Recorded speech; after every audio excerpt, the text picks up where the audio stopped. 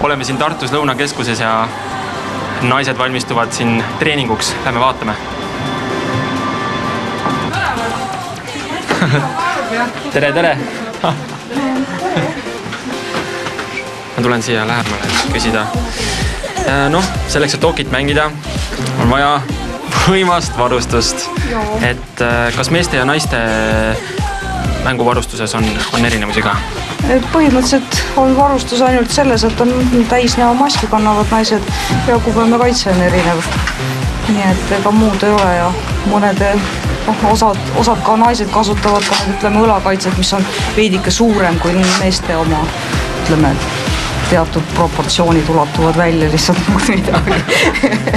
Kui nüüd täiskostüümis kaalu peale minna, siis kui palju kaalus juurde tuleb?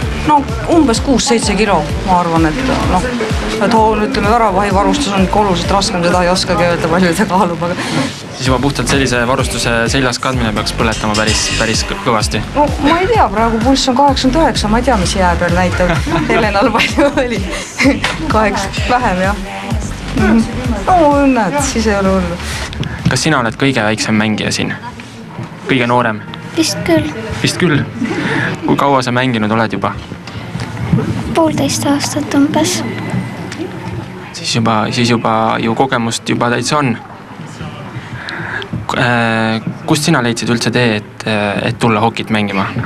Ema käest. Kas sul ema mängib ka hokit? Oho.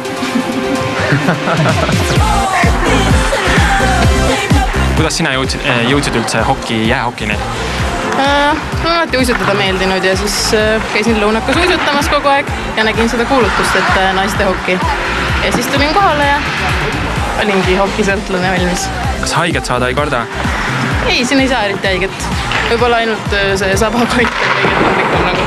Aga muidu ei ole, sellist hirmu küll ei ole.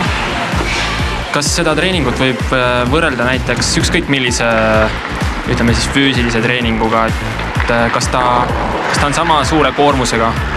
See on ikka väga raske, et selles suhtes, et ma ei tea kedagi ära hirmutada, aga alguses on ikka päris raske, aga mul siiamaani, kui me sellist mängu teeme, siis ikka pulss on ikka päris laes, et raske, füüsiliselt väga raske. Nii et aeroobikast on asi kaugel?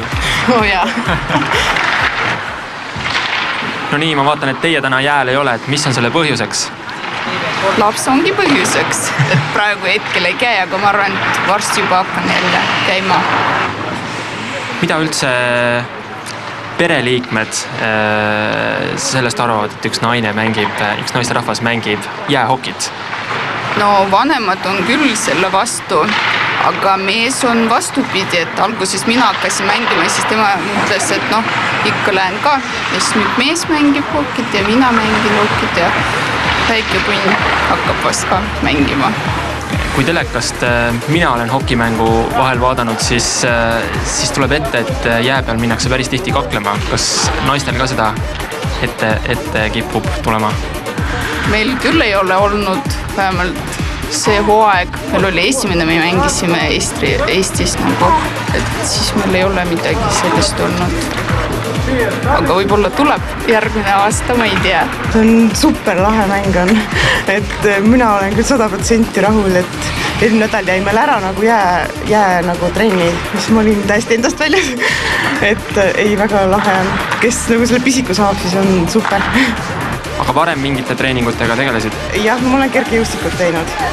Annab seda kuidagi võrrelda ka füüsilist koormust kas või? Loomulikult, et jäähokis on see, et kui rääkida, siis pulss on nii kõrgel kogu aeg, aga nüüd on juba normaalsemaks saanud, aga muidu oli küll see, et lihtsalt on niivõrd kiire see mäng, et sa ei saa võtta, et ma enam ei sõida või midagi sellist, et sa pead lihtsalt minema ja siis ongi see, et pulss on laes.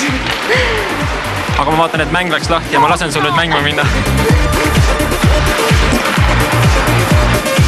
Ütleme nii, et kui tutvusringkonda peaks tulema mõni uus meesterahvas, keda te varem ei tundnud ja ta saab järsku teada, et te mängite hokit, siis kas on tulnud mingisuguseid erilisi reaktsioone selle peale, et naisterahvas ja mängib hokit?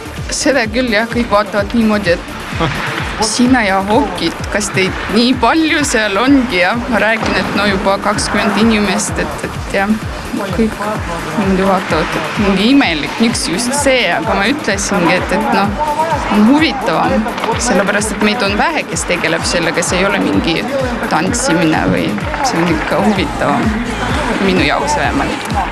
Et ma vaatan, et kell on juba 11 läbi ja treening tundub olevat alles poole peal. Ja. Mis kellapaiku koju saate? No, kuskil kella 12:30 paiku ikka, kui peale treeningut veel duši alla minna ja rääkida natuke omavahel, siis 12:30 paiku ma arvan, et jõuame koju. Ja. Kas abikaasa kodus kurjasti ei vaata, et jälle nii hilja koju tuled? Minu abikaasa ongi seal abitreeneriks.